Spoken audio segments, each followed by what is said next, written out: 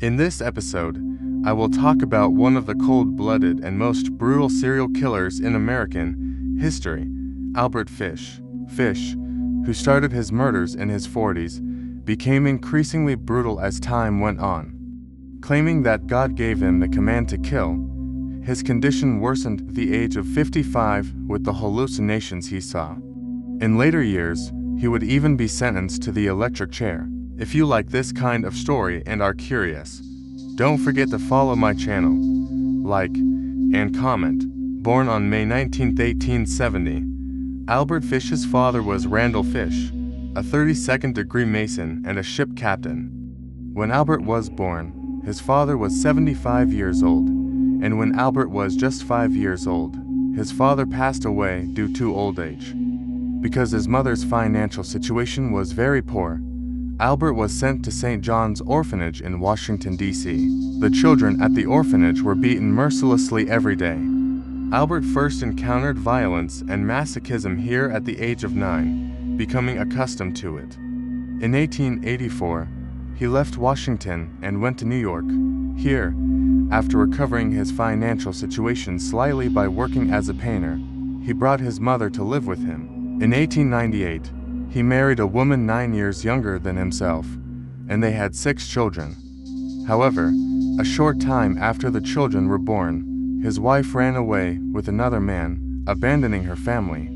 With his wife's departure, the darkness in Albert's mind was completely unleashed.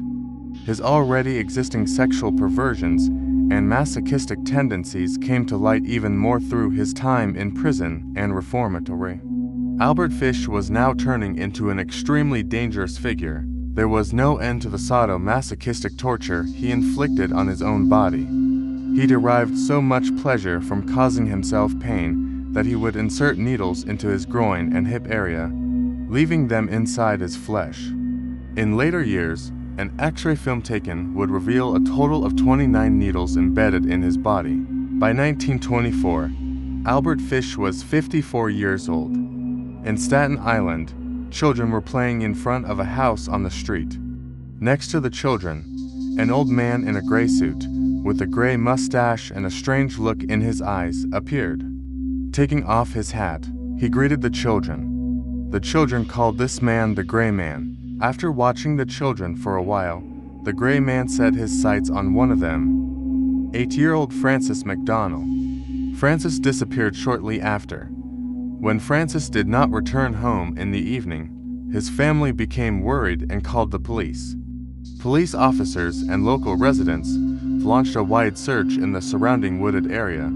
Shortly after, the horribly lifeless body of little Francis was found. People did not think it was possible for a skinny, old man to be this strong and commit such an atrocity.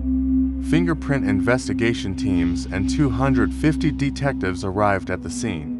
Many suspects were interrogated, but there was no trace of the real killer. The Gray Man had managed to vanish behind a smoke screen. On February 11, 1927, 4-year-old Billy Gaffney was playing in the hallway of their apartment building with a 3-year-old neighbor's child. His 13-year-old brother, who came to check on the children, noticed Billy was gone when he stepped inside and came back out for just a moment. Following a feverish search in the building, the other young child playing on the roof was asked where Billy was. The child innocently replied, "The boogeyman took him." Police officers arriving at the scene expanded the search to nearby canals, but Billy could not be found. Eyewitness descriptions were the same again: a tall, elderly, gray-mustached, and strong man. However, the police failed to establish a connection between this incident and the murder of Francis 4 years earlier. By 1928, Albert Fish spun his web once more. 18-year-old Edward Budded had placed an ad in the newspaper looking for work. Upon the ad, an elderly man in a suit came to the house. He introduced himself as Frank Howard and said he had a farm on Long Island. Due to the Great Depression of that era, finding a job was extremely difficult. When Frank Howard offered Edward $15 a week to work on the farm, the family accepted the offer with great joy. A few days later, the old man returned to the house to take Edward to the farm. Invited to dinner, While chatting with the family, Edward's 10-year-old sister Grace Budded entered through the door. The moment Albert Fish saw Grace, he chose his target, winning the family's trust by taking out a roll of money from his pocket. The man said there was a birthday party for his sister's children that evening, and that he wanted to take Grace there as well. On the way back from the party, he would pick up Edward and go to the farm. Trusting the man completely, the family allowed 10-year-old Grace to go with him. But that night, neither Grace nor Frank Howard returned.